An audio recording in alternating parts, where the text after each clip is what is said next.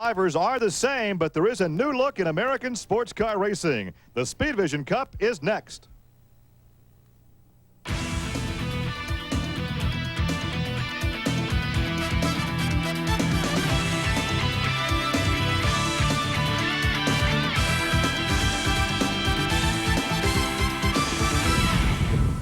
Today, it's the Napa Auto Parts Grand Prix of Road Atlanta, featuring the Speedvision Cup for stock sports cars. Hi, everybody. I'm Gary Lee alongside Jeremy Dale. And Jeremy, we're looking at the largest starting field in the history of this facility. Over 70 drivers will take the green flag and a lot of variety up in front. Yeah, there are a lot of different makes up front. This used to really be a one-make series almost, with the Pontiacs dominating. And the first Pontiac is well back. We have Mazdas, we have Toyotas, we have BMWs, we have Cobras. It's great variety at the front. Two pit reporters today. One is Calvin Fish. As Jeremy alluded to, there's almost a changing of the guard here in the Grand Sports Division. A lot of new manufacturers pushing their way to the front. And one of those is the Toyota Super Turbo, driven to today's pole position by our 96 Sports Division champion, Eric Van Cleef. Eric, very early in the season, you've moved up a division, but already a win under your belt and your second pole position of the season. You've obviously adapted very quickly. Well, running the car last year, you know, we were familiar with the car, but I just had to get used to that extra 100 horsepower. And yeah, it feels great. We've come a long way, and you know, our Toyota Motorsports Redline Oil Toyota Super is just doing great. Okay, good luck today. And joining me in pit lane for today's action is my man, Greg Creamer. Thanks very much, Calvin. Another of the marks that has pushed the Pontiacs back a little bit is Ford, and currently leading in the points driving a Ford, and also a new team owner this year is Jason Priestley. Jason, a great start to the season. Back here in 6th spot on the grid, and this one, what do you got to do? We just got to basically try to stay out of trouble going through turn one. Turn one's going to pack up pretty good. You know, the field is so big here today. The main thing is to just stay out of trouble in turn one, and I think the pace will be pretty quick for the first 5 or 6 laps until everyone settles down. And the main thing to do is to just not burn out your car too much, keeping the pace in those first opening laps.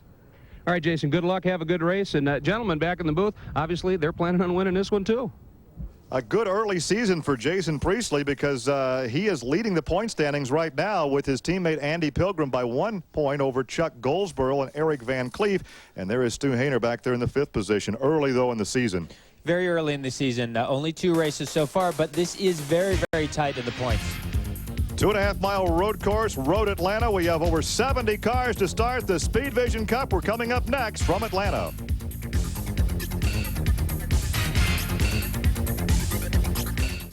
Speedvision Cup for stock sports cars is brought to you by Porsche, who wish to remind you there is no substitute. And by Need for Speed 2 from Electronic Arts. How fast do you want to go? And as you can see, the cars are now on this windy 2.5-mile road course. Road Atlanta, over 71 cars scheduled to take the starting green flag, and that will be the biggest field ever to see a starting green here. And here is your Porsche starting grid. Goldsboro and Newman sharing the front row, Ham and Shard in the second row, Snipes, and there's Presley leading the point standing, starting outside row 3. As we take a look at the entire starting lineup, we can tell you that, again, Eric Van Cleef, the overall fastest qualifier in Fast and Grand Sport.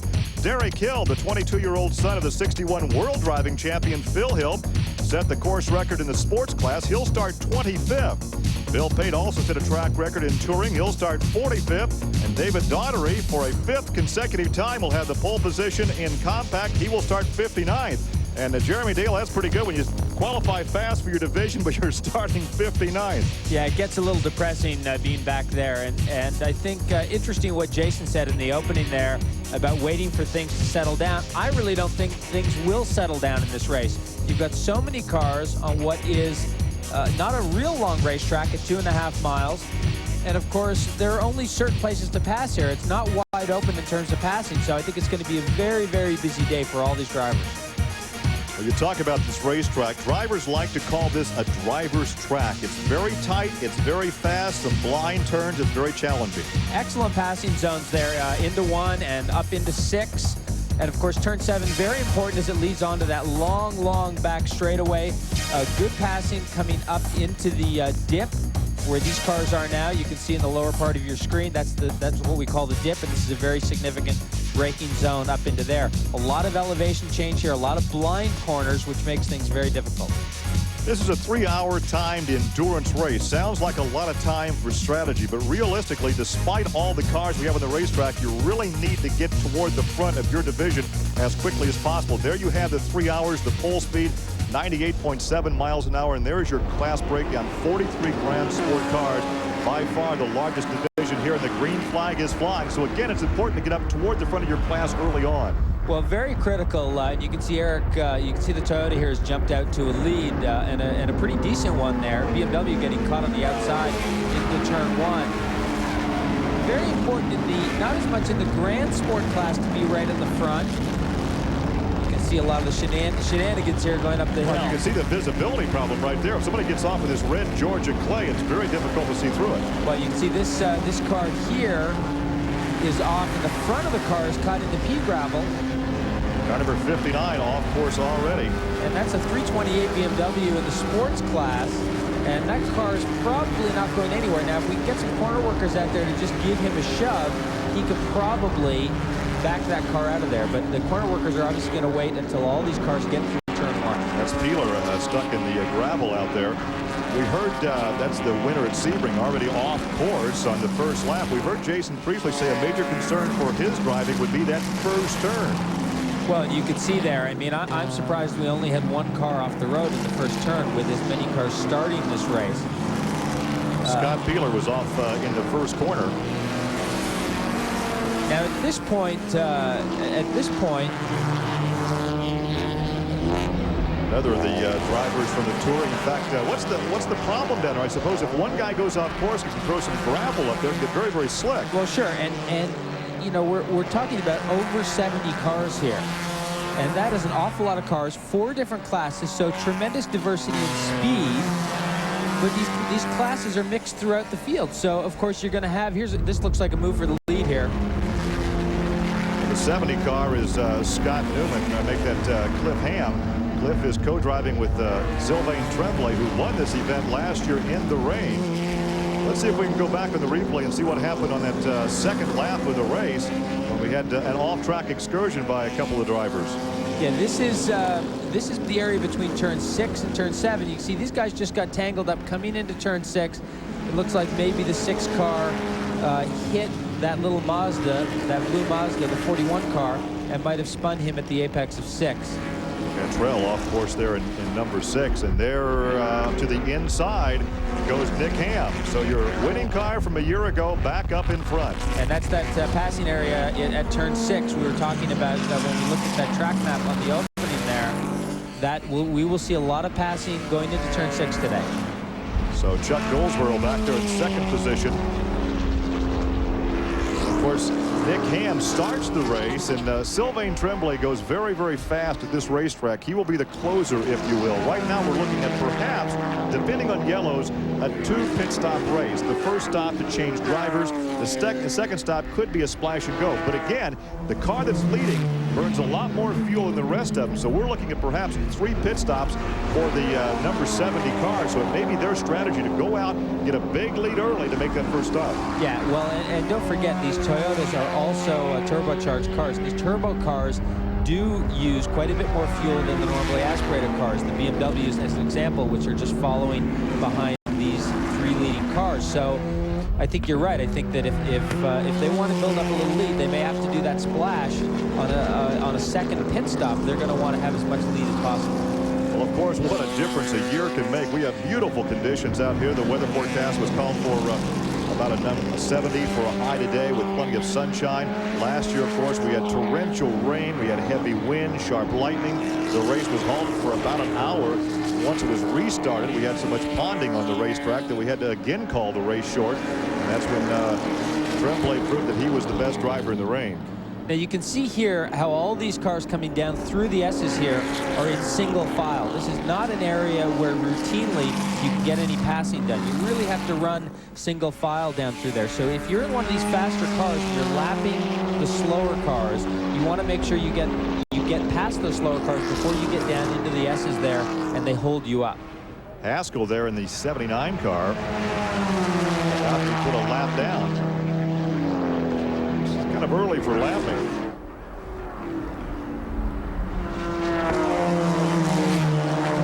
But again, your leader others right now have had clear racetrack out in front of them. About halfway through the race, they'll be dicing with traffic all the way around the circuit. Oh, I think in a matter of five laps or so, they'll be getting into lap traffic, and things will get a lot more interesting here because these grand sports cars are a lot quicker than the slowest of these categories, the touring category. So it won't take them long to get into the back of the field and start lapping cars. See, this is turn one. A lot of passing going on coming into turn one. Another one of those passing areas we talked about. Of course, this is the third of 10 races in the Speedvision Cup for the sports stock cars this season, the 13th season, and this has been a wonderful proving ground, a great springboard for a lot of drivers that come out of driving schools. They come to the compact class, the touring class, work up in horsepower, get their experience, and then branch out to other forms of motorsports. It's worked very well over the years. Plus, we have some guys coming back from some high-powered series to come back and race here.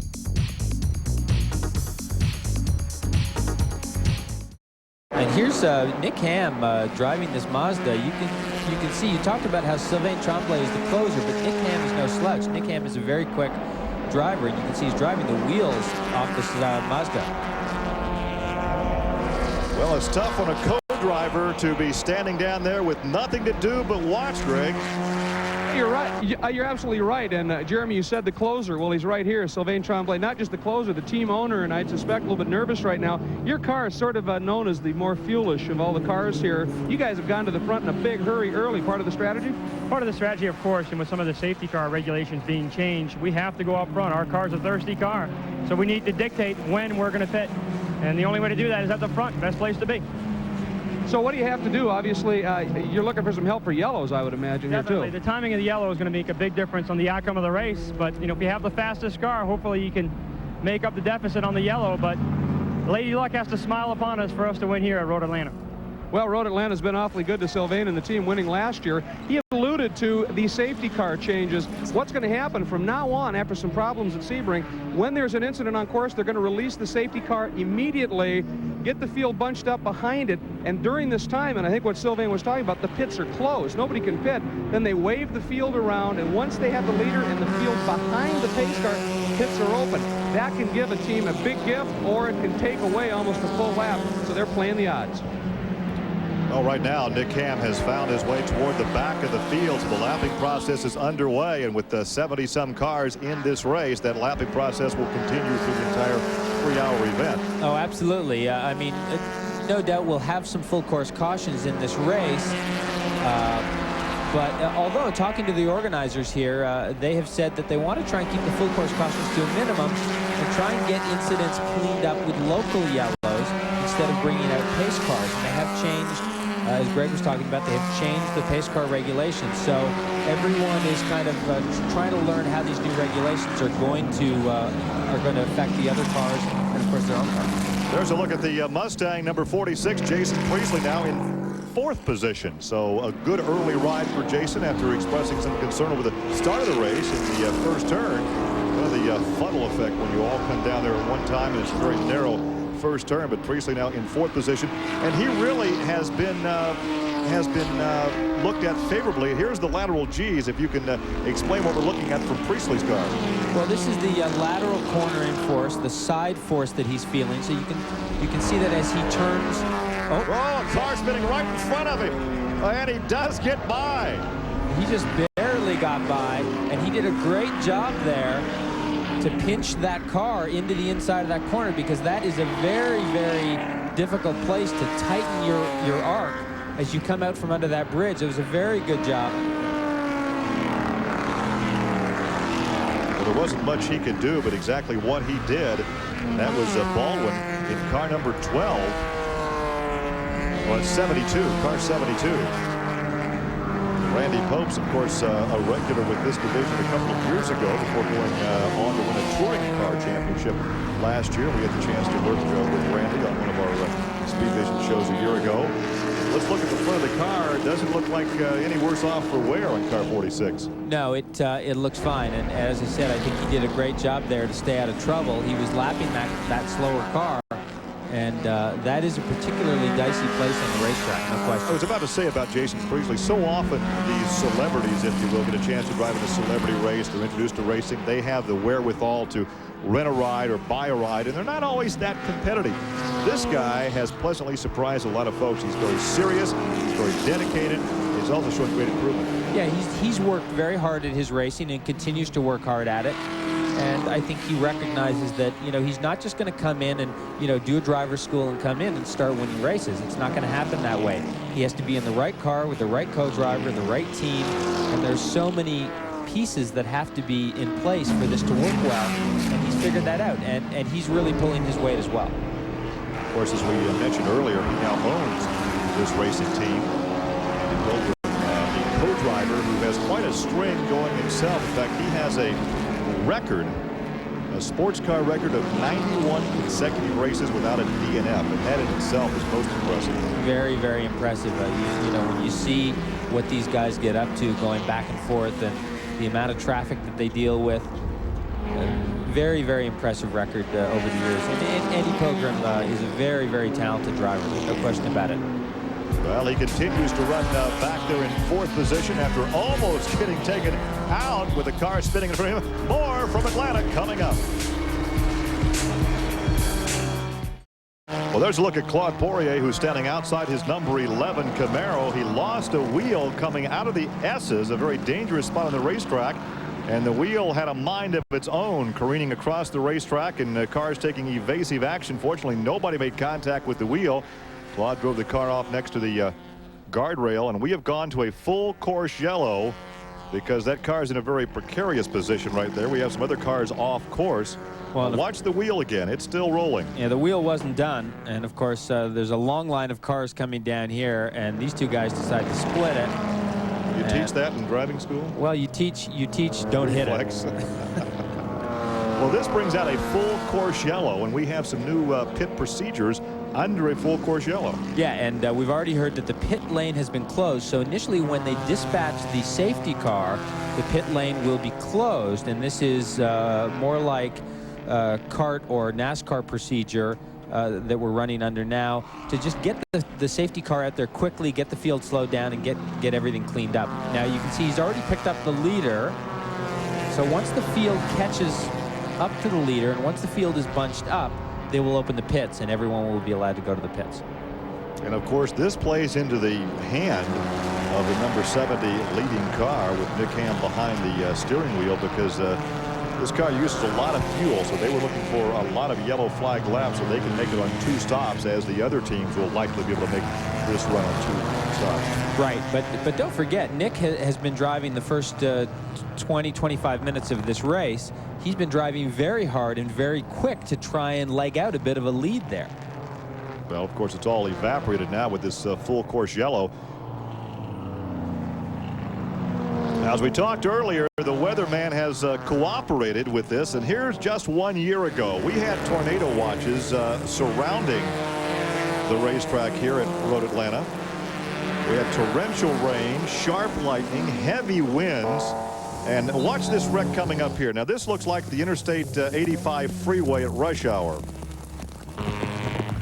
Now watch the cars once they hit that grass, which is super slick and super wet, and they just keep sliding in like the Dodgems in the amusement park.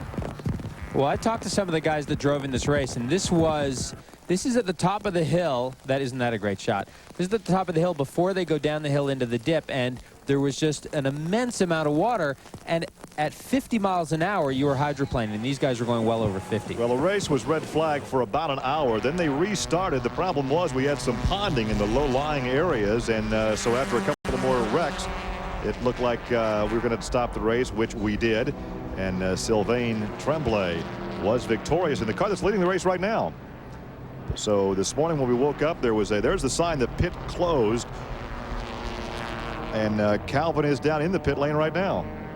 Yeah, one of the points to be made here is that typically you'd see the teams pitting as soon as the pit lane is open, but bear in mind, to get driver's points, these guys have to go a minimum of 25% of the race distance. Obviously very difficult to calculate at the beginning of the race in case you have a lot of yellow. If you went by time, obviously they need 45 minutes, and right now we're about the 30-minute mark.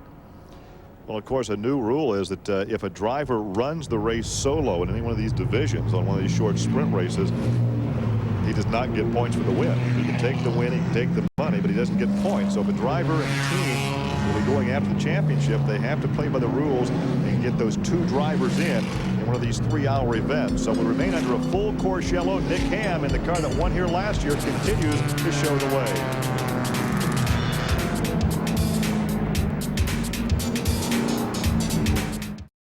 Try to go to Jason Priestley right before we go yellow, or before we go green out of this yellow. Jason, this is Gary Lee in the broadcast booth. Do you have a copy? Yeah, I got a copy on you, Gary. Well, right now you've stayed in the top 5 all day. You had a very close call early on with that driver spinning directly in front of you. Yeah, that was interesting. He was a back marker that I was passing. He just lost it going under the bridge. There was nothing I could do. I hope he's okay. They don't teach that in the driving school, do they? No, they don't teach that in driving school. You mentioned early on before the race you were concerned about the first turn of the first lap with all the drivers safely getting through. Did you develop a good rhythm before this last yellow? Yeah, I was in a pretty good rhythm with the track. The track's getting pretty slick as the humidity's going up, so cars are kind of all over the place, but everything's going well for us so far. We can see all the rubber, the marbles on the outside of each turn, which really narrows down the groove. So as you indicated, the track is getting very slick. You have to be very precise. Yeah, absolutely. Well, we thank you, and perhaps we'll have a chance to check back with you later. So that's always fun to have a chance to talk to one of the drivers under a yellow. Yeah, and it sounds like things are going just the way he wants them to go. I think he did get settled in there pretty nicely. As you said before, they're running in 5th place. The leading Mazda had pulled out a bit of a gap there, but of course under yellow, he's able to close that gap right up. And none of our leaders pitted. This 81 car, the sports car, was one of the few cars that did pit. Mike Fitzgerald leading in the sports class, and let's see if we can contact Mike. Mike, this is Gary Lee in the Speedvision broadcast booth. Do you copy? I do. How you doing, Gary? Well, I'm doing well. We're enjoying your run, and I tell you what, I've heard drivers say they'd rather be lucky than good. You guys just got a free pit stop, didn't you? Yes, we did. We just talked to Jason Priestley. He said the track is getting slick. I understand we're going back to green, so we'll check in with you later. We'll try to talk to those guys during the green. They have enough on their mind. No, it looks like we're still yellow. They're gonna go green one more lap, so we could probably talk to him a bit more if we wanted to. Yeah, since you have one more lap, Mike, under yellow. This is Gary Lee once again, if you copy. We were talking to Jason Priestley. He said the track is getting very slick. It is a bit slick, but we're going to keep it cool out here because we've actually got almost a lap lead right now, so we're going to take it real easy now. So what is your plan now? Make one more pit stop to change drivers, then perhaps a splash and go? We're going to make it on just the driver change. All right, so one more pit stop for number 81. So right now it looks pretty good for you guys leading the sports division. We understand you had a fuel pickup problem earlier. Yeah, that was in practice, but we really haven't gotten low enough on fuel to know if it's still a problem. But since we got a full tank now, we look pretty good. All right, about a half lap away from going back to green, we do believe. We'll check back with you and wish you well. So we should get a green flag this next time around. And you can see right there the marbles we're talking about. See the little black specks along the outside of that turn? Once a driver gets offline, perhaps he's trying to overtake somebody and just slightly out of the groove, he catches those marbles and it's right off the racetrack. Absolutely. And these cars are a little less sensitive to that than, say, a car on racing slicks. These are on shaved. These cars, of course, run on shaved street radials. So they're a little less sensitive to that, but they can get caught out. International Motorsports Hall of Fame induction ceremonies coming up on Speedvision April 26th at 9 p.m. Alan Bestwick and I will be there next week for that, and that's always a great time to see guys like the King, Richard Petty, being inducted into the International Motorsports Hall of Fame. Well, if he can't get inducted, then that doesn't leave the rest of us much of a chance. Rick Mears will be going in. Don Garlits. Ralph Earnhardt will be inducted and presented by his son Dale, and the green flag coming back out as Nick Ham continues to lead, and he got a great jump, but the pace car drove off the track, and the field belonged to him, and he put the hammer down. Yeah, I thought he was going to try and spin the pace car there for a moment. He really kind of hung back there and went after it very close to the pace car. Of course, the pace car ducking in very late. Here's that shot in turn. Well, this is up into turn 3 now, but these restarts, of course, we're all bunched up again. So the pack is very tightly bunched together. And I'm sure that this is not unlike the opening laps of the race where we've got many, many cars very tightly grouped. Well, Nick Ham is a 37-year-old from Evergreen, Colorado, a resident of Yorkshire, England. Said he liked the songs of John Denver so much he moved to Denver.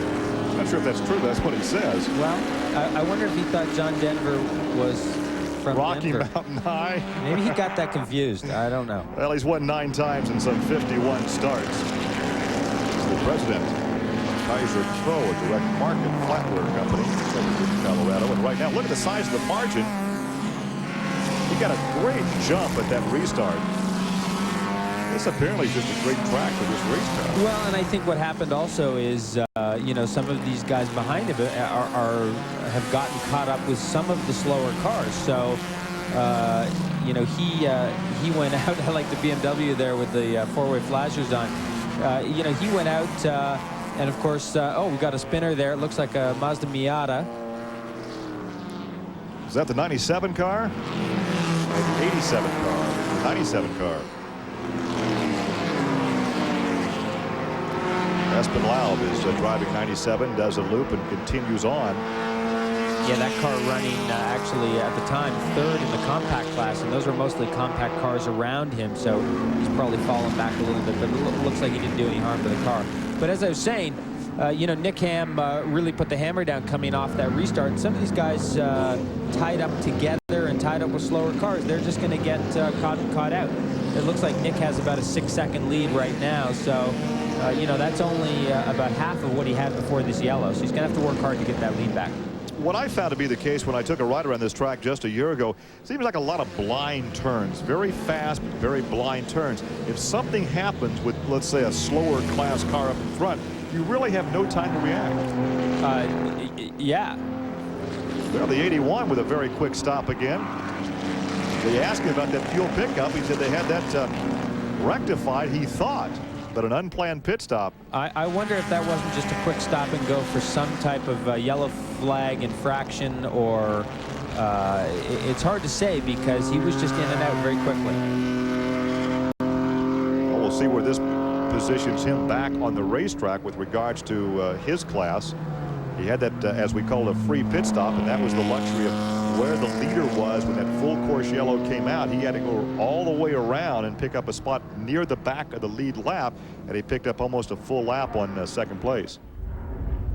Here's back to our leader, Nick Ham, in turn 1. He said a stop and go penalty for Mike Fitzgerald, a stop and go penalty for speeding in the pits. Now, we had been told that the speed limit was 40, and you could in fact get penalized 1 lap, but he just got to stop and go. Well, you get penalized 1 lap if you come into the pits when the pits are closed. They will penalize you a lap. The stop and go penalty is the standard penalty for speeding in pit lane. And 40 miles an hour is very, very slow. But keep in mind, we've got over 70 cars here, and the pits are very, very congested here today. Well, of course, speeding in the pit is a concern of any sanctioning body because it's very difficult for the driver to come off any kind of a racetrack where you're running over 100, 150 miles an hour and slow to only 40 miles an hour. We're at Road Atlanta.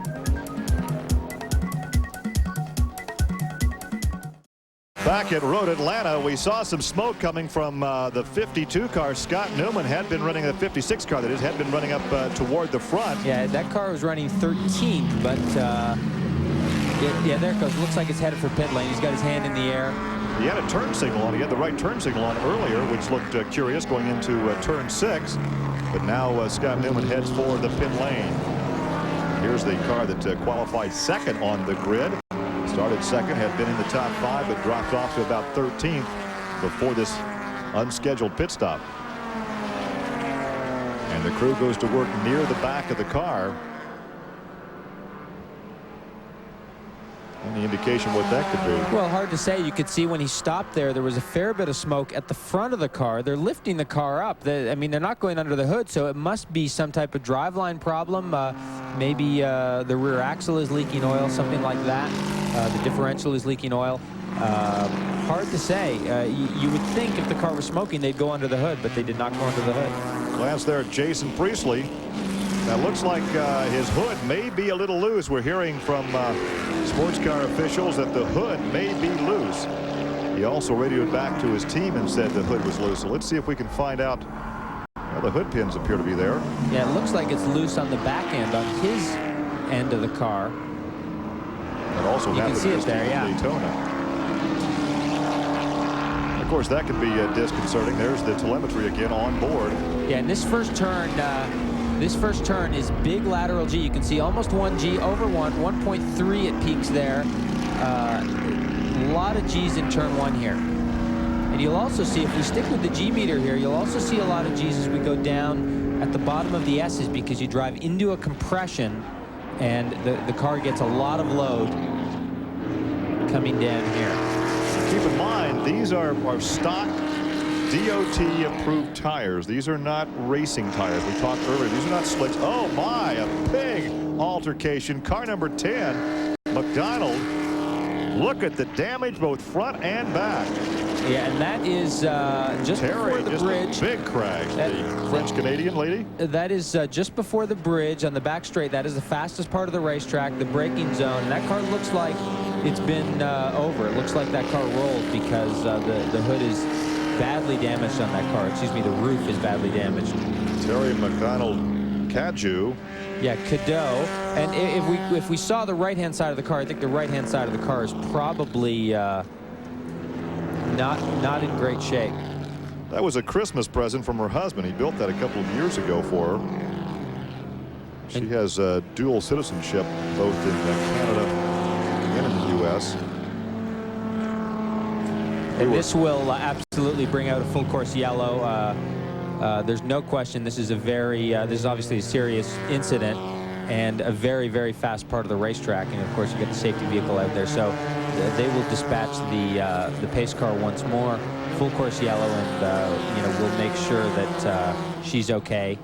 She's from a racing family. Randy McDonald, her brother, racing NASCAR this weekend at Martinsville. Now, she was saying, we were talking about the pronunciation of her last name, and you had one way, and she told me it was Cadieux. So we'll argue over the. Oh, you've got your French accent. Well, no, you sound more French than I do, but all my Canadian friends tell me I sound American, so I can't win either way. Well, you can see the safety crew right there working on the car, and all indications are that she actually rolled the car over. So we will go to that full course yellow, the second full course yellow of our 3-hour Speedvision Cup endurance race from Road Atlanta. I have to make the decision. We're back at Road Atlanta. There is a look at Jason Priestley, presently 6th position on the track under a full course yellow. We're going to eavesdrop. There's been a major discussion going on between the car and the crew as to whether Jason should come in once the pits are open to take on fuel and make a driver change. Ron Weaver is on the headset talking from pit lane. And apparently this time the crew chief wins because he wanted Jason to come in. Jason said, let's stay out a while longer. It's going to be a lengthy yellow. Terry McDonald Cadieux rolling the car over. The safety crew down there working with her in the car right now. And obviously we're going to have a driver change. Andy Pilgrim standing there on the wall in the helmet will take over the driving chores of car number 46. The same thing, so we'll just hang back here and we'll watch and see what happens. The accident look like it's clearing up now. No, the accident's they're gonna be on the track for a while, buddy. Yeah, these guys were having a major debate. Jason Priestley wanting to stay out. And because everybody's going to. They are. Don't feel alone in this decision. There's a lot of people scratching heads around here. They're coming in. They're coming in. Jason wanted to stay out and try and do it on one stop. The crew chief overruled him and said, "You're coming in." So they're stopping now. Andy Pilgrim will get in. And they'll fill it with fuel. They'll probably have to stop again. Greg is in pit lane as they come in. Cars, we're watching a number of cars making their way in. The leader, number 70, is in. That, of course, is Nick Ham. I believe the Toyota followed him in. And right here is your number 4th place machine. That's Jason Priestley, the number 46 Triple R Racing machine coming in. Driver's change is going to happen. We are just past the hour mark. So, indeed, they're gambling just a little bit here. They're going to get Andy in the car. And Jason's crawling out right now, obviously going after tires. And one thing they're going to be doing is checking the damage on the car. You can see the upper driver's side quarter panel is a bit loose right at the driver's door. It had folded back. They couldn't get the door open to do the driver's change. So they're doing it like the World Sports Cars or the GT cars, going in through the window. It looks like tires are coming off fine, however. So we're going to get tires, fuel, and you know that they are going to be topping this car off as much as possible. And going to be playing the fuel game for the remainder of this one. A little consultation going on with Jason and Andy, taping up the front end. It looks like oh, they're changing brakes as well. They've decided this is going to be a long stop. So the opportunity here to do a brake change and get fresh front brakes on the car, that's going to pay big dividends as well. So as you can see, we're continuing down here. Number 88 already back out and on the track, and the number 70 car gone as well. It was interesting to eavesdrop on that conversation between the car and the pit, because Jason, as the driver, was computing he could stay out a while longer under this lengthy yellow, and the crew wanted him to come in and make that stop and make the driver change. You can see the damage that was incurred on this car when he made contact with that car spinning in front of him earlier. Now getting in the car will be Andy Pilgrim, and he's the 95 Stock Sports Car Series champion and has made 91 straight races without a DNF, and we had a chance to visit with this team earlier this weekend. Jason Priestley is quickly achieving the same levels of success in the Speedvision Cup for stock sports cars as he has on TV. In only his second season, Jason has not only become a team owner, but parlayed a 4th at Daytona and a 2nd at Sebring, both with new co-driver Andy Pilgrim, into the points lead in the ultra-competitive Grand Sports class. Everything's come together really well for us. You know, we've been working really hard and doing a lot of testing and a lot of practice for me, getting me more up to speed and more competitive in these cars. And doing a lot of development work on the cars and figuring out what makes them go fast. The team itself, I went from a wonderful team that I was very comfortable with to another team that just are great guys. We've done a lot of testing, and I've got to know the team quite well already, and great chemistry, good fun. Andy Pilgrim, of course, has been a great help in all this as well with his years of experience, not only with cars and with engineering and physics, but also obviously in driving, which he's been a great help to me. The car's good at Road Atlanta. I think Jason's comfortable here, I'm comfortable here. We've got a good chance, but a good chance in this series means you'll get a top 10 finish. This is a very competitive series, especially in our class. You've got 40 cars. All serious racers, though, never feel they're going quite fast enough. So Jason's decided to add a run in a 600 horsepower GTS1 Mustang to his already stretched schedule. I wanted to see how it was running 2 series on the same weekend because I hadn't done that before. And doing it here at Atlanta seemed to make sense because the GTS 1, 2, and 3 cars run independent of the WSC cars. So it's a really good car, really easy to drive, a lot of horsepower. I like it a lot, yeah. I used to run into scheduling problems, and then basically I told them, you know, you can schedule me on race weekends, but I'm not going to be there because I'm going to be racing. So they're pretty flexible with letting me get away for the 4-day weekends that I need, and they just don't schedule me. Well, we're standing by here with Jason Priestley. Just got out of the car, and Jason, right before we came to you, were giving the applause to your crew. They got you in and out of here in a big hurry. Yeah, they did. They did a great stop. Our guys have come a long way since the beginning of the year, really fast with their brake and tire changes, and you know, the stop went well. I think we got out in a good time, so we're sitting pretty right now. You gave up a little track position to do the brake change. Neither of the other 2 cars, 70, the Mazda, or the Toyota, did that. Hoping that's going to play into your hands later on. Yeah, well, hopefully we will, we won't have to do brakes next time. All we'll have to do is a splash and go late in the race. So hopefully that'll give us an advantage over those guys later on. All right, Jason, congratulations on a great job already. First hour in of the 3 hours of racing here at Road Atlanta. This, of course, is action on the Speedvision Cup right here in Speedvision, and we'll be back with more coming up right after this.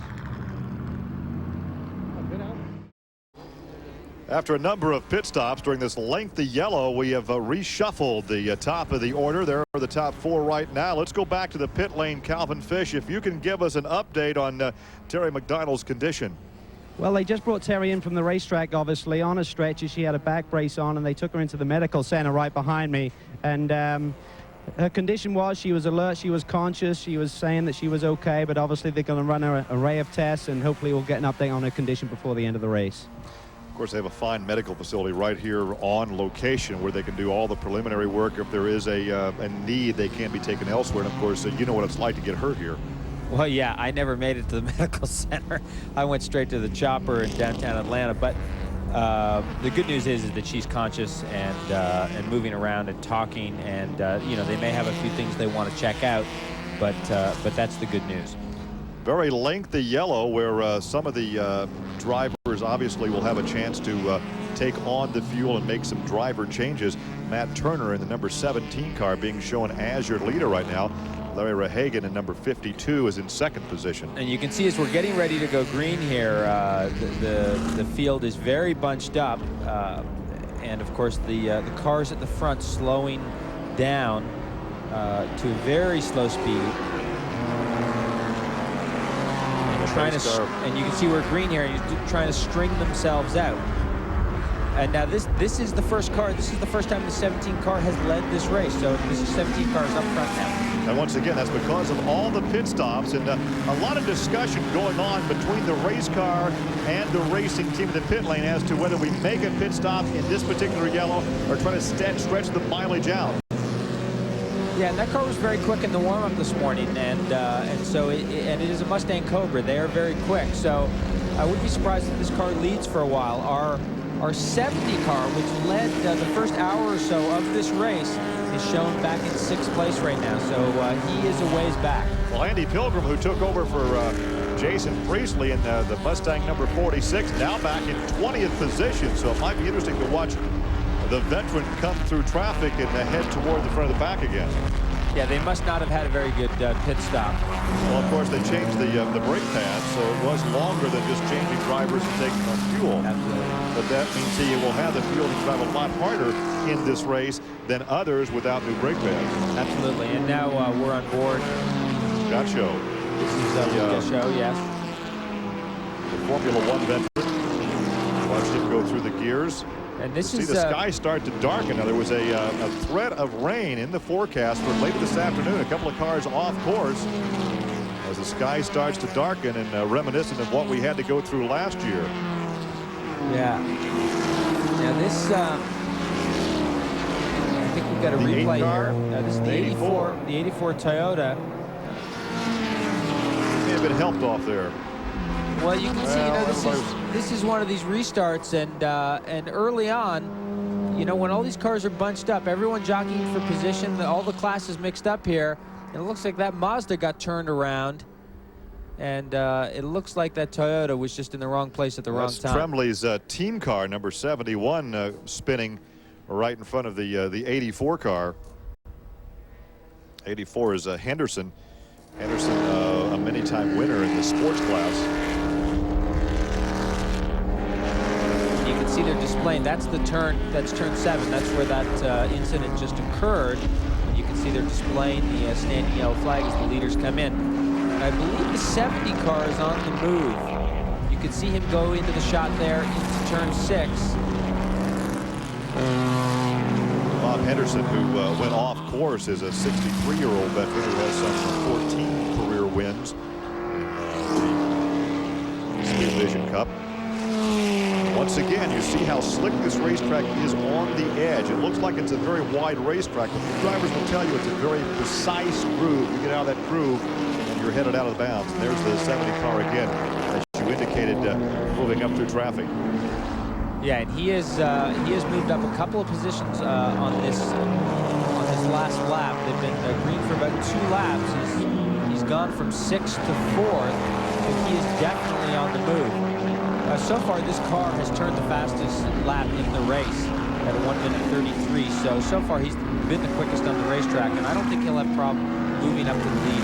And keep in mind that lengthy yellow is going to be playing into his hand, because this is the team that needed some yellow laps for fuel maintenance, and perhaps that lengthy yellow, they'll make it on 2 stops. Absolutely.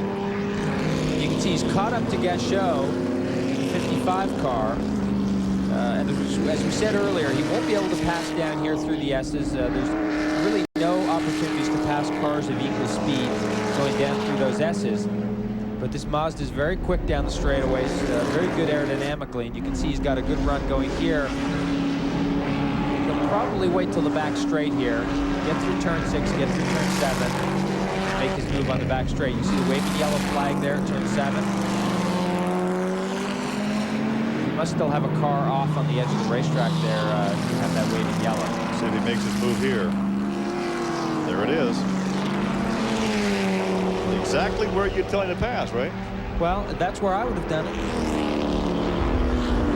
And there you can see the pass for position. We talk about this driver coming from Formula One with all of his experience. Again, he's in the backyard of these guys that run these Speedvision Cup cars week in and week out. It's always difficult to go from your background to somebody else's backyard. Sure, no matter what it is, you know. This car might only go around here, you know, at half the speed of something that Gachot is used to driving. But as we said earlier, these cars do have their own idiosyncrasies. Well, you saw the pass there for 3rd position, so Ham now moves to 3rd. Of course, Sylvain Tremblay, who won this race last year, teaming with Joe Vardy, will be the closer on this team. You know, and there's interesting strategy on who starts the race and who finishes the race. Always send a fast driver out to qualify. Sometimes they use the fast driver as the closer. Some people say, well, let's go ahead and start the race with the fast driver. Well, on this team, both of these guys are very solid. You know, sometimes you have a little, you know, sometimes you have a big difference in drivers. But this team, these guys are both very strong and both very capable. Well, realistically, some teams will have a pro, a hired gun to come in and run with the team owner. Not the case here. A couple of real good guns up there in 3rd position. Back at Road Atlanta under still another full course yellow. We really can't tell you right now why we had that full course yellow, but this is a good advantage for this team right here because they had gambled, stayed out. They were running back in 4th position at this point, 3rd on that restart. Simon Gregg, the young driver, 2nd-generation driver, will take over on this pit stop. So here's a team that gambled in the last yellow, and it may play out their way. Yeah, they gambled for track position, of course, and most of the lead cars did stop under that last yellow, and they will lose. You know, whatever they gained in track position, they're going to lose if they stop again. Now, of course, the pits would be closed now. It's very early in this full course yellow, so the pits would be closed. They'll wait till the entire field gets bunched up behind the pace car, and then they'll open the pits, and the 55 car will be able to stop. Well, we have a special guest standing by, enjoying spectating this afternoon, and he's with Greg. Well, indeed, a very special guest, Ronnie Lott, of course, 4-time Super Bowl champion and probably the greatest defensive back ever to play the game, and you're at a car race. You having fun? I'm having a lot of fun. Today I was able to bring some kids from Mississippi up here to kind of experience what's happening here at the races and giving them a little insight on what goes on in terms of building a team. It's funny because everyone wants to be a driver, but when you look at racing, there's so much more that goes into it.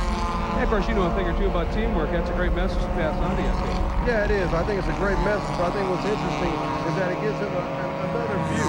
Obviously, when you watch it, which I've watched on TV, you always think of the driver, but you never really get a chance to see how many people actually spend their time trying to make this happen. And looking at what Andy Evans is trying to do with professional sports car racing, I'm really glad to be a part of it. Well, you're on the board of directors for sports car racing, so you're very involved. Thanks for stopping by. All right, thanks a lot. Thanks for having me. Now there's a first-round NFL draft pick. In '81 was the Rookie of the Year, Defensive Back of the Year in '83, and twice he led the league in interceptions. And obviously, you can tell by his enthusiasm, he's a race fan. Love to have those football players here at the race. Full course yellow. We're coming back. Stay with us. We're in Atlanta. The car number 55 has been in. They're just finishing off the fueling right now. Simon Gregg has got behind the wheel of that car, taking over from Bertrand Gachot. They obviously rolled the dice there on not pitting after the first yellow, and they firmly believe now that they should be able to go the distance without an additional fuel stop all the way to the end. And further down pit lane, Gregg has a story. Indeed, Calvin, we've got another pit stop going on. One of the front-running sports machines, the number 81 BMW of Fitzgerald, and now Anthony Lazzaro. Mike is out, Anthony is getting in. They are doing, I don't think they did tires, but they topped it off. They had the right side of the car jacked up in the air, loading as much fuel in as possible. Lazzaro, certainly one of the more competent drivers you're going to find, is underway. And again, they've been very careful making sure fuel is in this car as much as possible. Now they've got their driver's change done. And Lazzaro behind the wheel of 81, a BMW that has been leading throughout much of this race in the sports class. Well, he got that phenomenal break early on the first yellow and gained the better part of a lap on all the other cars in his class. So that was the break of the day. So heavy. Well, we will attempt. There is some conversation going on right now between Anthony and the crew. We'll try to jump in and see if we can get a word. Anthony, this is Gary Lee in the Speedvision broadcast booth. You copy? 10-4, Gary. We got you loud and clear.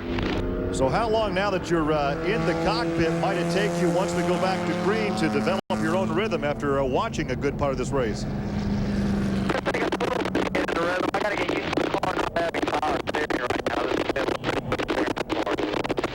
We also congratulate you on that podium finish just a week ago in the streets of Long Beach, second place in the Toyota Atlantic race, but now you've got a full-bodied race car under you.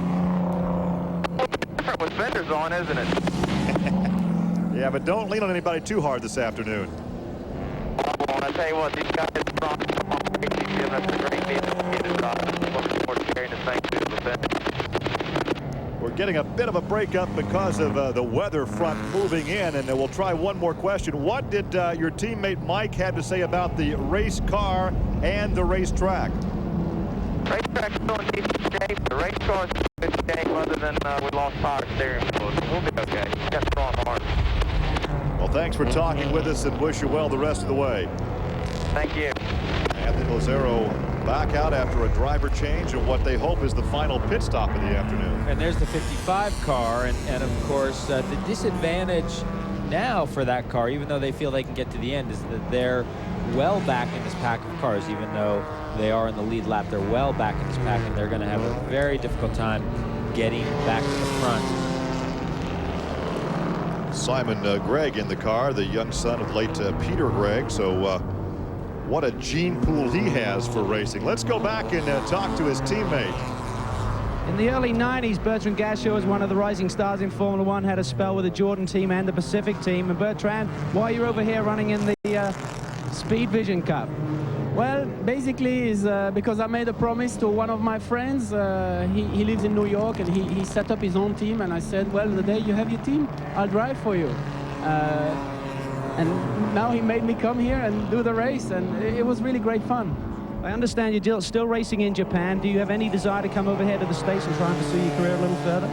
Yeah, I like the States very much, but obviously it's a question of opportunity. I'm always ready, but yeah, you know, I like very much racing still, but it needs to be the right opportunity so that, you know, it's worth moving all your habits, changing countries, and continuing here. How is it sharing the car with Simon? Obviously, his father had a great history in motorsports, and how does his boy do behind the wheel? Well, it's very good. You know, we had good fun this weekend, and we tried to make the car improve together, and I think we got the car to a much better level, and it's very competitive out there, and it's real racing. You know, in single-seater when you race, you can't follow the cars because of aerodynamics, while there, you know, you can really race, overtake, repass, pass, and it's fun. Bertrand, it's great to see you again. Thank you. Running 18th on the track right now, 18th overall. So we'll see what Simon Gregg can do once they go green. Yeah, he's 18th overall, but don't forget there are plenty of lap cars between where he is on the racetrack and where the leaders are, and say where that 17th place car might be or the 16th place car. So you can see they're pretty much at the back of that line, and there are 70-odd cars out there. So Simon Gregg has definitely got his work cut out for him. Another of our many second-generation drivers.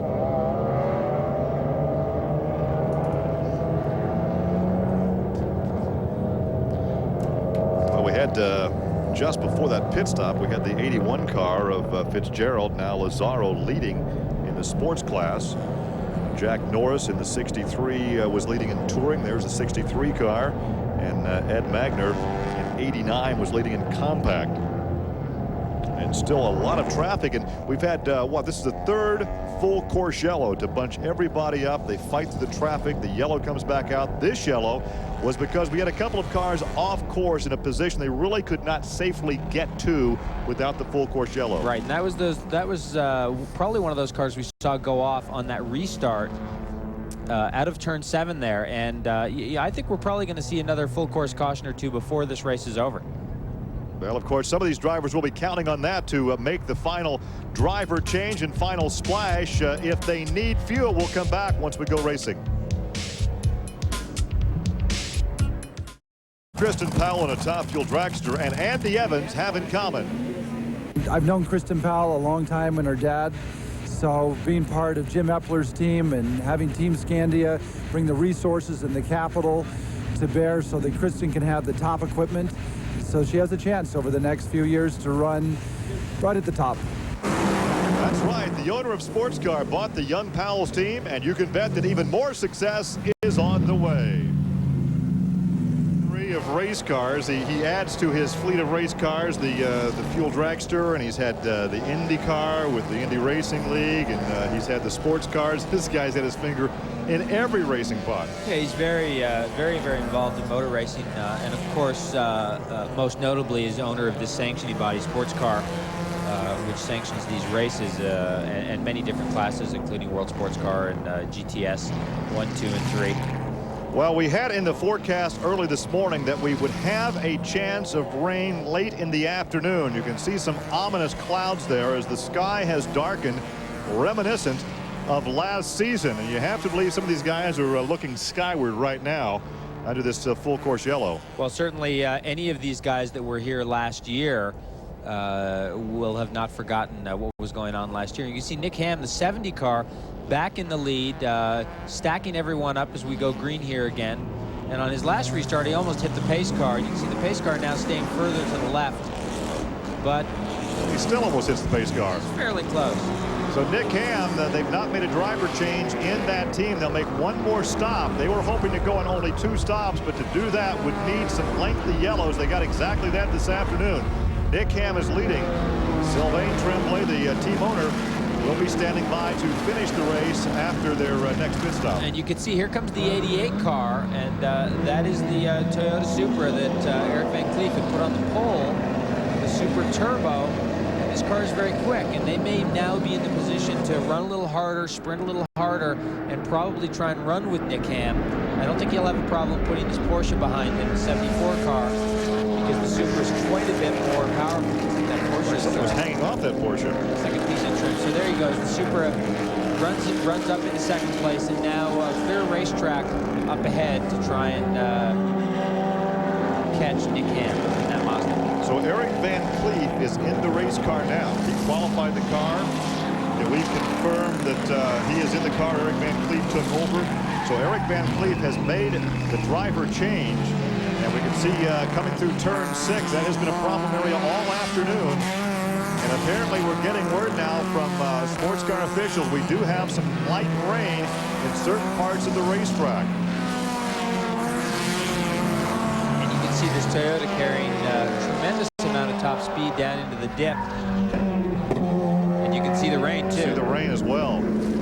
Yeah, that's actually fairly hard rain. That is not a light rain. That looks like a pretty hard rain. So these guys are going to have to check up on speed a little bit. Someone is bound to get caught out here. Now, it's interesting that Cliff Ham apparently stayed in the car. According to our indications, he stayed in the car on that first pit stop. So we're going to have, there's the rain right there in turn 1. We saw the rain in turn 12. You can see how hard it is in turn 1. They made the driver change in the number 2 car, the car running second right now, the 88 car. Van Cleef has taken over. So now, if they can go on just a splash, then they have the advantage because they'll have to make a driver change in the 70 car. Absolutely, and that may be the case. That may be the case. Also, we've got very interesting here. We've got Mazda leading, Toyota second. You can see the Ford Mustang Cobra there in 3rd place, the Pontiac Firebird Formula in 4th place. So a nice mix of makes up at the front, and I believe Calvin has a story from pit. As we stand here in pit lane right now, the rain is coming down. I've got 2 tires sitting here. The one on the right, as you look at it right now, this is what they do for dry conditions. They shave down the tire so it doesn't get the heat buildup.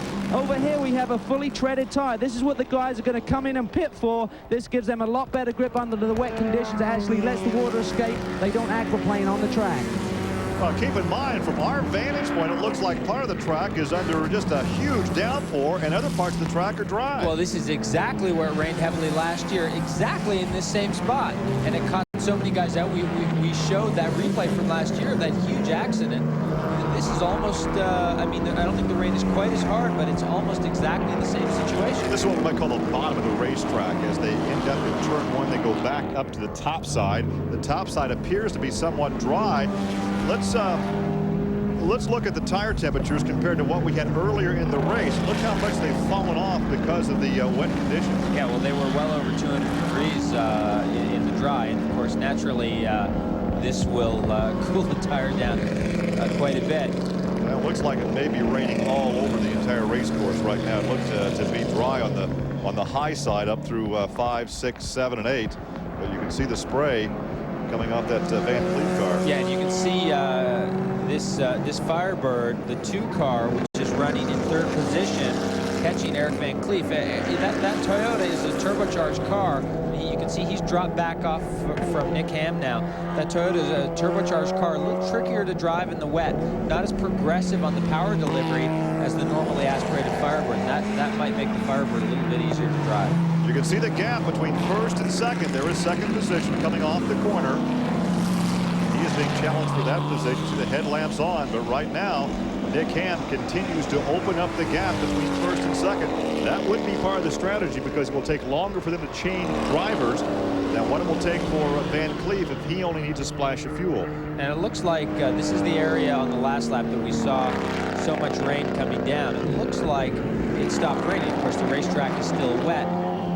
Now, we saw those tires that Calvin was showing us in pit lane. Until it starts to get really wet and there's a lot of standing water on the racetrack, these shaved tires are just fine. There's nothing wrong with them. They'll work just fine. But as soon as you get any standing water on the racetrack, these shaved tires won't get through that. That's when you start hydroplaning. That was what we ran into last year. Doug Goad and Mark Mitchell sharing the number 2 car. Doug out of Farmington Hills, Michigan, and Mark out of Los Angeles. They're running in the 3rd position, pressuring 2nd spot right now as we're in the rain at Atlanta. You call it deja vu. It looks like last year. We're coming to you from Road Atlanta, but this is this year, the Speedvision Cup. We have a downpour. We have race cars. There is 2nd place Eric Van Cleef. Eric was running in 2nd position. He has made contact with the tire wall and is, in fact, probably hung up on the tire wall. Well, yeah, that left front corner, that car's done. That left front corner is badly damaged. And I'm sure we're going to see a full course yellow here any moment just to get that car out of there. Simon Gregg also spun. The 55 car continued on. There is a look at number 7. That is the new BMW Coupe, the Roadster. Yeah, that's a C3. We also had a leader take a bit of an off-track excursion. Nick Ham continues in the cockpit of number 70. Now, this is on tape a couple of laps earlier in the rain. Yeah, and he just gets in there a little odd. He did a phenomenal job not to spin that car as slick as it is, and to drive it through the grass there. I mean, he only lost, well, he didn't really lose a position. That 32 car was a lap car behind him, so he didn't really lose much time at all. But he kept the car straight. He kept the front wheel straight, and that kept the car going back up toward the pavement. Now, we have to ask, as Eric Van Cleef climbs out and calls it a day, we have to second guess the team strategy of car number 70. Sylvain Tremblay is the team owner. He is waiting to drive anchor, and we question why they didn't make the pit stop earlier, because looking at the time right now, he may not get points for this race. No, he may not get points. He has to get into that car in the next 10 minutes or so if he is going to get points. So it looks like Eric Van Cleef is okay. There is Simon Gregg in the green 55 car taking a loop down the front straightaway, and he did make contact to the outside barrier there. He got in that grass. Look out. Ooh, just does get sandwiched there. Yeah, I wouldn't be surprised. This was just before the 88 car went off on the front straight. So I wouldn't be surprised if the 88 car got caught up in what was going on there. Well, you can see that we've had rain over this entire 2.5-mile course. There's a look at the car that started from the pole position. Eric Van Cleef was in the cockpit. His teammate, the Goldsboro, actually started the race. Chuck had them up in the top 5 throughout the first half of the race. Van Cleef took over, was up in second position. And there is the pace car picking up the leader. We have a full course yellow, very reminiscent of last season. Now, last year, we can hear the thunder right now. Last year, we had some vicious lightning as well as some very strong winds. And Greg, can you tell us more about pit strategy for number 70? Well, they're kind of smiling down here in a way, you know, with the car being a little tough on fuel. They were really trying to stretch it. Well, they've got a long yellow. Sylvain is standing by, helmet on. He'll be getting on board. Now, of course, he was on the pole here last year. He won last year, and it was wet last year. I asked him earlier, I said, if it rains, what do you think? And he grinned and said, we got our rains ready. We're going to go for it. This might play right into their hands. They're just waiting for those pits to open. But we were second guessing their strategy. Looking at the time left in this race, will he have enough time to garner points? Well, if they get in a hurry, that shouldn't be a problem, because we're 2 hours in and they've got to get, I believe, 25% of the time that the race runs in the car. So if they get in within the next few minutes, he should be okay, but they're going to have to hurry. Well, the 96 car has had a problem. There's the front of the 88 car. Well, Calvin standing by with Chuck Goldsboro, who had this car up near the front all afternoon, but right now this race is over. Chuck, it looked like you were waiting for the fill window there to wait and bring Eric in, and obviously it caught you out. Yeah, Eric's radioed in, said it felt fine on the, you know, in the wet and on the rough stuff, and he was going to try and wait for a fuel window. And what happened, there was an altercation down here, and Eric went to hit the brakes and avoid it, and, you know, it was a sheet of ice. Obviously a tough day. I mean, the car was running great, obviously got a lot of potential for this season. Yeah, we're very happy with the car. It's, I think, a front runner for the season, and this was just bad luck. So our sponsors were great. We picked up a lot of new sponsors for the rest of the season. They're all happy with us, and the team's a wonderful team to drive for. So it was just bad luck. See you at the next one. Thanks. Well, coming into this race, Chuck and Eric were third and fourth in the point standings, only 1 point behind Jason Priestley and Andy Pilgrim. This was the third race, of course, of the season. And once again, we come back to Atlanta, and we are faced with a weather situation. Well, I wasn't surprised to hear him say that Eric got caught up in that earlier incident, because I'd mentioned that when we saw the 55 car spinning there. Eric was one of the cars that came through just after that. And you know, it's one thing to have the grip under normal circumstances, but when you have to go to the brakes quickly or make some kind of quick move in the rain, you just don't have any time. It's really a no-win situation, because if somebody's spinning in front of you, you have to get on the brakes to slow down. But once you're on the brakes, you totally lose control. So we're remaining under a full course yellow here at Road Atlanta.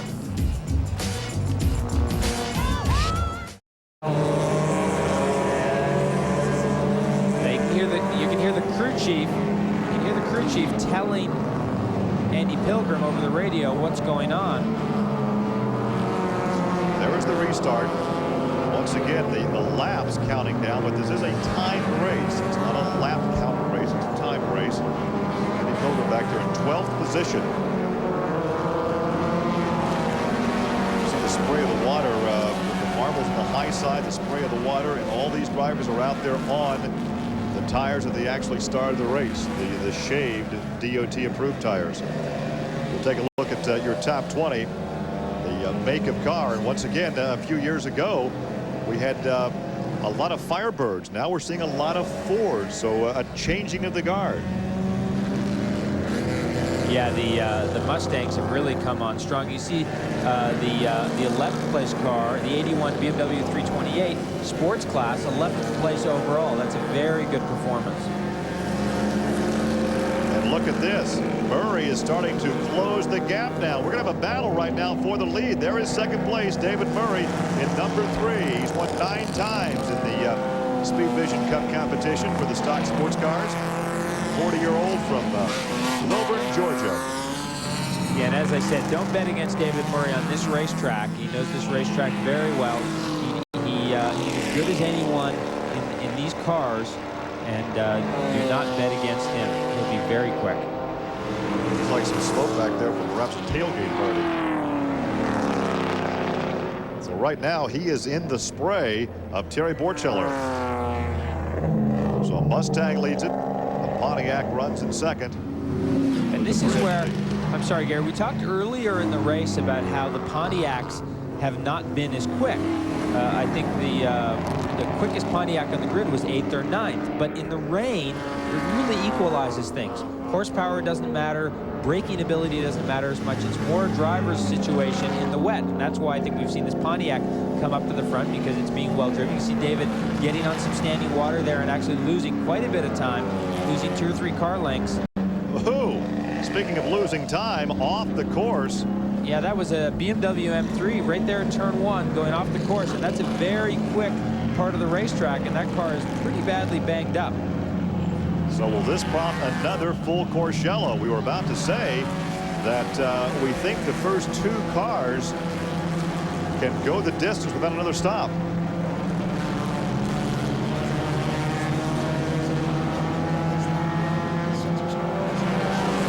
Yeah, that is a BMW feature there. Those 4-way flashers, he did not put those on. BMWs, when you crash them, when the car senses a hard hit, the 4-way flashers come on automatically.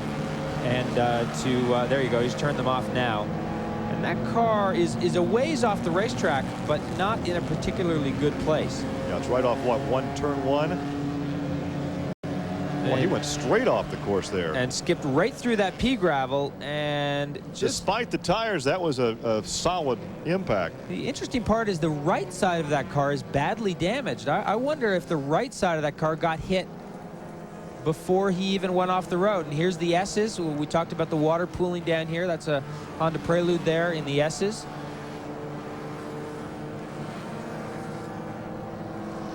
You know, we've seen today, we've had many full course caution periods, and we've seen that on these restarts there are always problems. Well, the wet weather just amplifies that. You know, there's it's slicker. There's you know, there's less in reserve in the wet in terms of traction and grip, and it's just much easier to get off the road. There's a look at David Murray again in second position, and Murray looks like he has lost a lot of ground to the leader. I think he was off course as we were watching the happenings outside turn 1 and some other cars off course.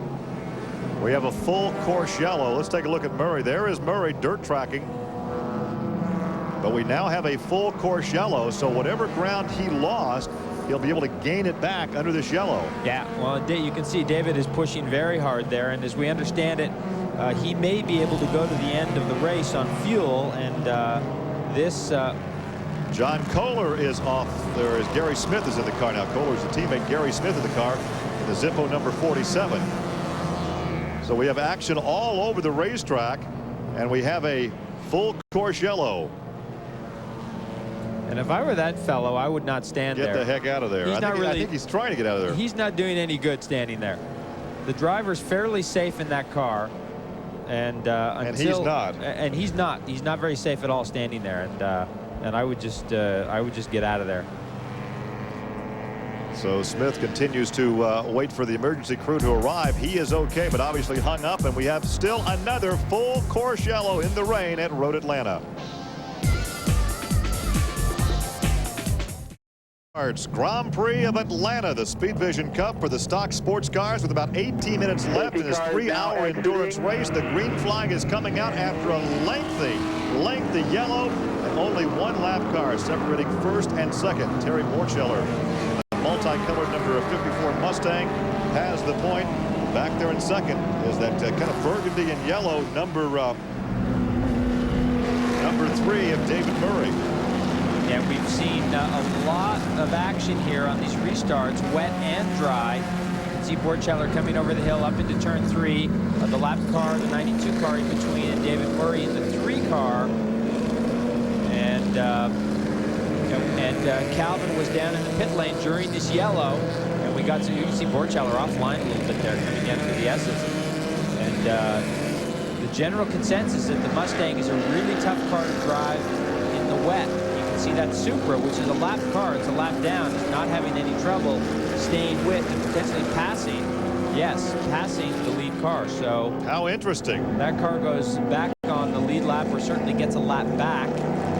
We thought maybe he would be a problem with Murray trying to get by to get up to the leader, but instead he unlaps himself. Yeah, so now you're Kelly Collins just unlapping himself, and now your leaders are right together on the racetrack. You can see the track starting to dry out just a bit there in the groove. Yeah, this is the back straight, which is not a big problem, but there are some areas that are still quite a bit wetter on this racetrack. So these guys aren't out of the woods yet. The driver leading in the sport class and 14th overall, Anthony Lazzaro, actually made a pit stop under that yellow. The windshield wipers are not working on the 81 car, so they put the Rain-X on the windshield so he can finish the last, about 16 minutes of this race. And it looks like David Murray is really tucked up under Borcheller there. And it looks like, yeah, he's pulling out, going into turn 1 here. And this could be a pass for the lead. Yeah, it looks like Murray up the inside. You can see also the track was drying out there on that inside line, so he got the inside, moved Borcheller over, and David Murray has the lead. And now with just about 15 minutes to go. Now we already saw David Murray off the racetrack once before this yellow. And we saw him also before the yellow with a big slide job in turn 1. So David has made a couple of small mistakes. Put this car up in the lead now, and now it's his job to really be perfect with this car. Well, his last win was in the rain at Dallas, so not that he likes to run in the rain, but he's very competent in the rain. Right now, there are no lap cars to worry about. In fact, he has a chance to follow a lap car. Start in 11th position. You can see those wipers. That windshield is not wet. You can see those wipers straining against the windshield there. Let's go back to the pit lane, Greg. Well, we just watched that pass for the lead, and of course David Murray behind the wheel of the car. The driver that started it, his name is Bertie Cochran, and his father and team owner is with me right now. You've got to be awfully excited and biting those nails. Well, I'm a little nervous. You know, we got 20 minutes left here, so it's not over yet, and it's a close race. And right now we're in the lead, but we hope we stay there. But anything can happen. That Mustang's got a lot of power. Once again, Bertie doing his job beautifully in the opening stint, and you can't really think about a better driver in a car here at Road Atlanta in these kind of conditions than David Murray. Well, David, you know, he's been an instructor here for years, puts in a lot of time on the track, and we like that he's out there, but, you know, these track conditions are tough, but I think I like the rain in Georgia. All right, he likes the rain in Georgia. Boy, he is just trying not to jinx this in any way, is he? All right, a little bit further down pit lane, let's check in with Cal. Greg Kemp is the crew chief for Terry Borcheller, and I saw you standing here on the pit wall with your fingers crossed, and at that moment David Murray went down the inside. What does Terry say about the car right now? That's right. We talked about letting him by. Terry's very good. He's one of the best drivers out there. We talked about letting him by. We want to follow him and set him up. Terry's one of the best in the rain. I tell you, Brad Muller and his whole family helped us out a great deal. Dominic Masseri and his family, just tremendous people to work for, and we're really doing good. So we're just setting them up right now. We feel that we've got a very good chance to win this thing. Okay, a lot of racing left to go here, guys. Calvin mentioned earlier about the weight distribution on the Mustang, not good in the rain. Now as the track starts to dry out in the groove, does the Mustang come back and play? Well, it may. I'm not sure with, on this, you know, about 14 minutes to go here. Oh, here's a big incident here up in turn 3. A lot of cars off the racetrack here, but it looks apparently like able to continue on. Yeah, it looks like we'll be able to get going here. But You know, with 14 minutes to go, I'm not sure giving up the lead is the right strategy. I think you want to try as hard as possible to keep your car in the lead, stay out front, and maintain the lead. So I'm not sure that's the right strategy. Make that car as wide as possible. Sure, you got to make it wide. You got to make it tough to get by. Don't just let the guy by. And you can see, you know, Borcheller is staying with him, but unless it really dries up, he's going to have a hard time. Once again, the final 15 minutes of a 3-minute time race. The Speedvision Cup for the stock sports cars, and David Murray continues to lead, but a very slight gap. There's the gap between first and second in the waning minutes of this event.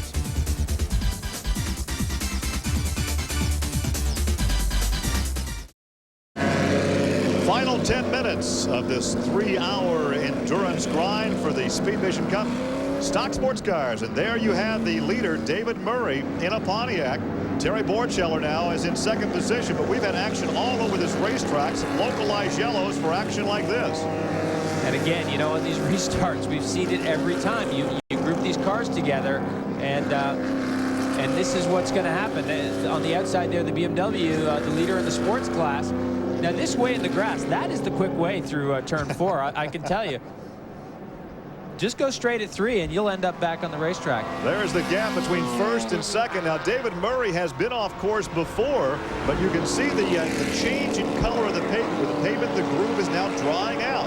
And again, we asked, will this play back into the hands of that Mustang? Terry Borcheller back there in second position. You heard the team manager say, we're playing a certain game.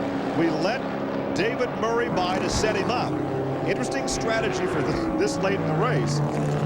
Yeah, and inside turn 1. Yeah, this is the 79 car, the RX-7, and it looks like he's just parking that car.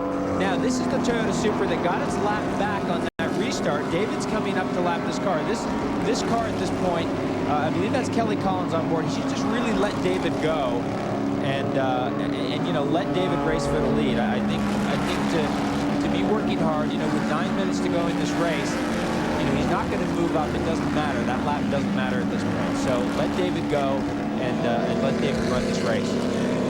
David, of course, looking out in front, also keeping an eye on the mirror to see exactly where that 54 Mustang is on Terry Borcheller. Yeah, Borcheller and Murray turning lap times within about 1/10 of a second of each other.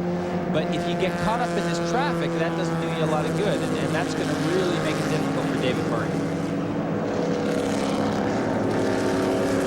Right now, Randy Popes is back in third position in car number 26. Nick Longy is back in fourth, and Paul Hacker in fifth. And again, we had a shot of Lazzaro going through that melee up there unscathed. He is leading the sports class in 14th position overall. And look at this. They close down at the front of the pack. Yeah, this is a great race. And behind these guys, the quickest car in the racetrack right now is the 4 car. Which is running laps about a second quicker than these guys. It's about 4 seconds back right now, but this is a great race for the lead.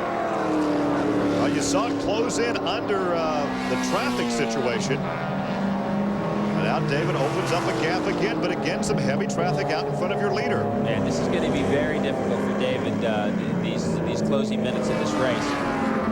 Mazda moves over, but yet Kelly Collins refuses to concede that position on the racetrack. They're not really racing for position. It looks like Borcheller's making a move. Yeah, Borcheller's up the inside. And he makes the pass because of traffic. Yeah, that is a nice clean pass, and you know, David did the right thing. Now the pressure's on Borcheller in the traffic here. You can see David forcing his way through. Look at how small those Miatas look next to those Firebirds. Of course, Borcheller took the inside groove away from David. David had to let him go. Now see if he can return the favor. As we look now at 7 minutes remaining. Now, this 4 car has been the quickest car on the racetrack these last few laps.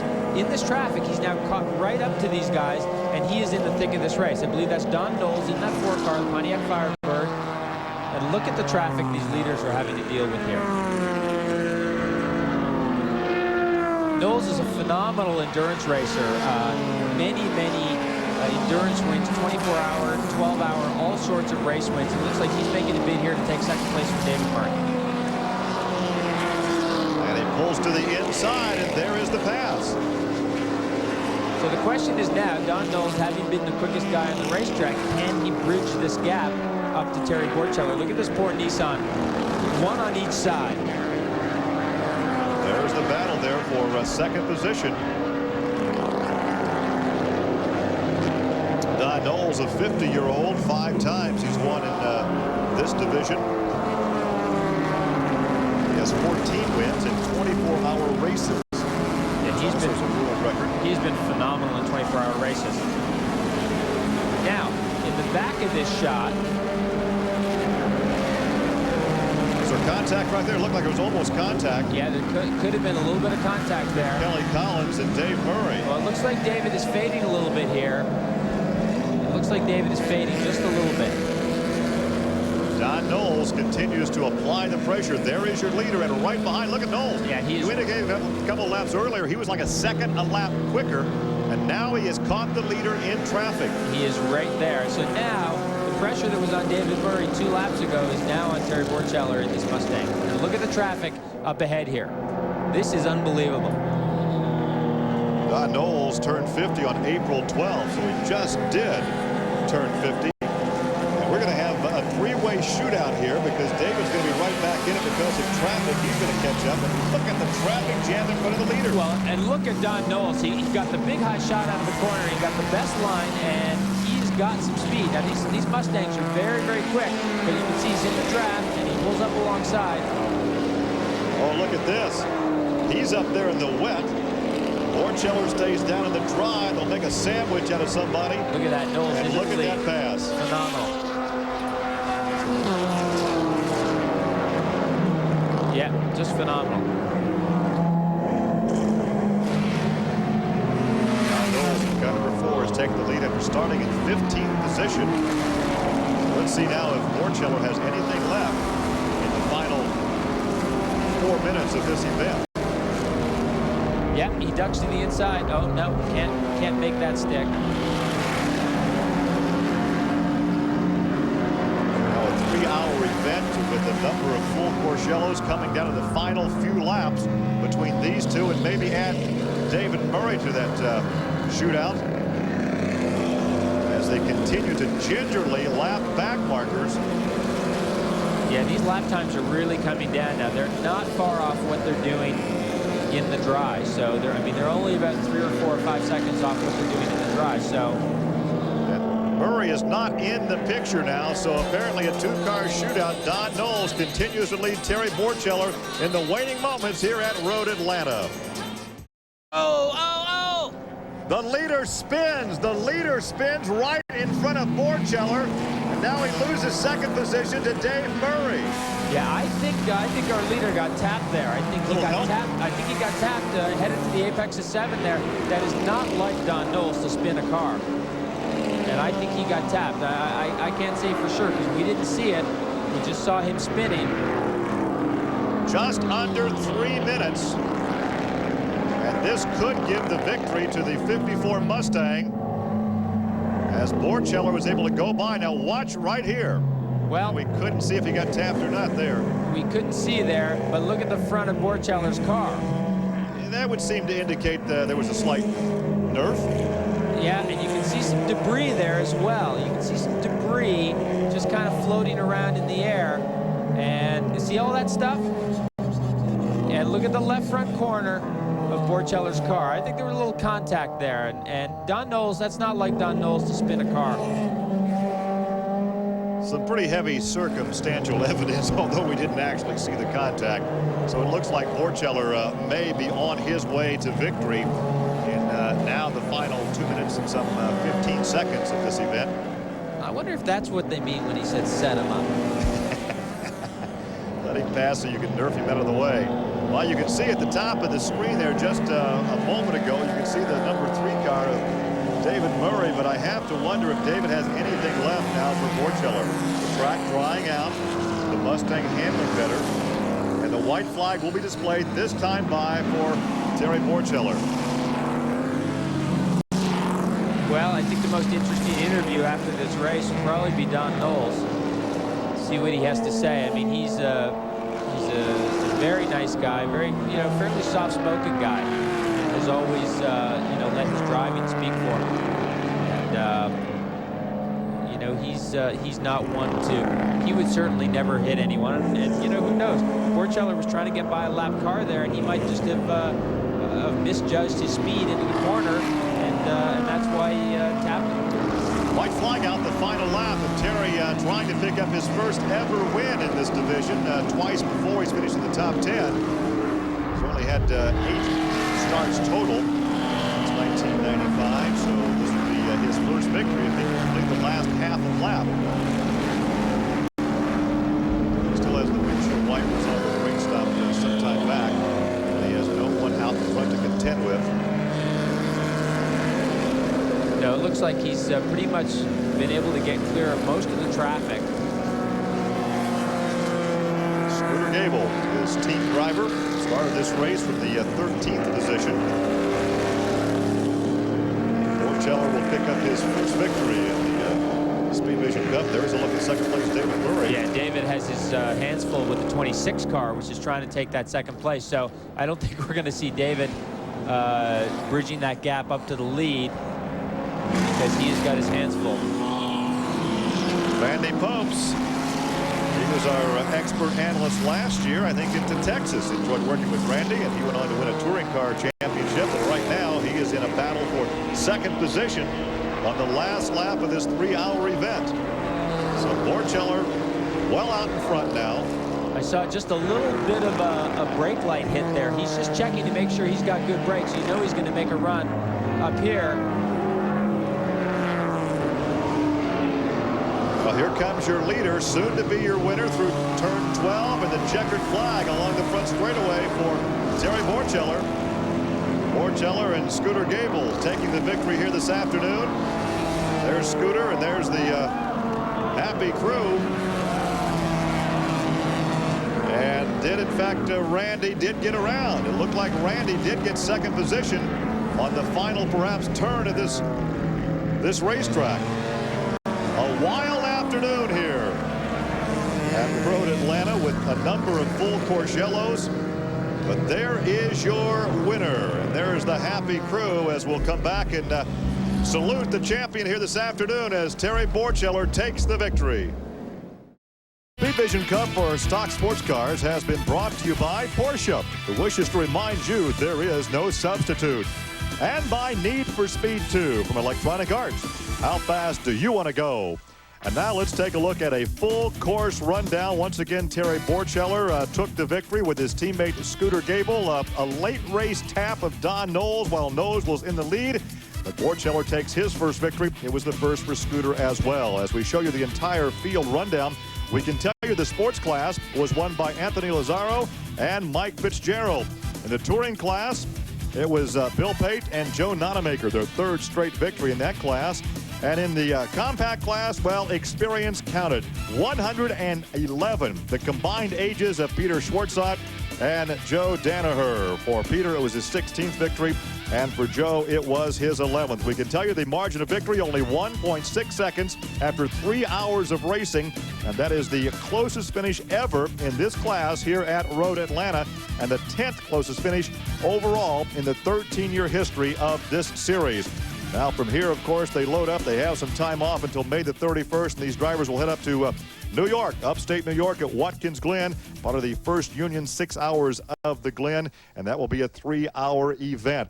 So once again, our congratulations to Terry Borchello, who is celebrating in victory lane, along with his teammate Scooter Gable. And it was that last late race bump that put Borchello in the lead and knocked Don Knowles out of the lead. At the time, he was leading with some inadvertent contact up there in the turn 6, turn 7 area. So let's now send you down to a very jubilant victory lane where Greg Creamer is standing by with Terry Borchello and a not too happy Don Knowles. Well, obviously very happy down here in Victory Circle. The winner, Terry Borchello, a great drive, came from fairly deep in the pack. It's always satisfying. I tell you what, it feels really good. Again, I just want to thank the Lord Jesus Christ because he's the reason why we're here. And Dominic Massari and Brad Muller, the owners, they put a heck of a car together. The crew down at Bay Area Automotive and Kimmons and Landmark Homes, Cash Creed, I tell you, they really helped us out this weekend. They've been helping us all year, and just fantastic. It was an awesome drive. Felt good. Felt good. Looked good, absolutely. Don Knowles, another great drive up through the back of the pack, into the lead, then a little spin, and I noticed he apologized to you. What happened? Well, Greg, it's a good thing you were between us there for a minute, because I want to talk to Terry a little bit. We had a great race, got a good car. The last 15 minutes was as exciting as any racing can be. Terry did a great job, but my car got great launches out of turn 7. I could pass people down the straightaway. It's not horsepower. It's good handling. But in any case, he got into me, spun me around. I did a 360, finished 4th. I would like to thank my crew, Rob Walton, all the guys, Bernie Cochran, and I'm sure Terry and I will work it out, but I sure did hate, because I was in cruise mode. I had this race won. I was gone. Color me history. Oh, you did a great job. Congratulations, and enjoy it nonetheless. Let's go down to Calvin. He's got 3 other happy winners. Okay, I got the 3 other division winners here, and first and foremost, we've got Anthony Lazaro. I thought you were going to jump out and fix those wipers yourself, Anthony. I know you're a part-time BMW mechanic. I'll tell you what, we had a little problem with the wipers, but Mike Fitzgerald turned the car over to me in the lead, and the guys from Franz Blom Racing, they took care of my windshield for me, so we brought the BMW home in first place, and that's my job. Congratulations, and the winner in touring was Bill Pate, along with his co-drivers there. Bill, great run today. Yeah, we got very lucky. It was a battle of survival out there in the Planet Earth Subway. Mazda MX-6 came through like a champ. We were very, very lucky, as each person standing here was, because it was just a matter of the good Lord watching over us and got us here. And last but not least, Peter Schwartzer. A great battle there in the last 3 or 4 laps, Peter, but you brought it home. What a battle it was. It was a great race. The weather was great in terms of drama, and I want to thank my son. It's his first win as my crew chief, a family affair. So this, and Honda for all their help. Thank you very much. Great job today. Thank you.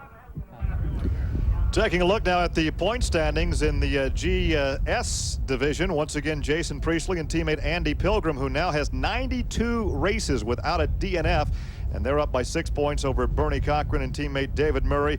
And with that win, Terry Borcheller now goes to 5th in the point standings. So once again, Mother Nature playing a role here. This weekend, we had rain and torrential rain last year and rain in the forecast, and we got it this afternoon, which made for some very interesting and very slick conditions on the racetrack. For Jeremy Dale, Calvin Fish, and Greg Creamer, I'm Gary Lee. Thanks for joining us. So long from Road Atlanta.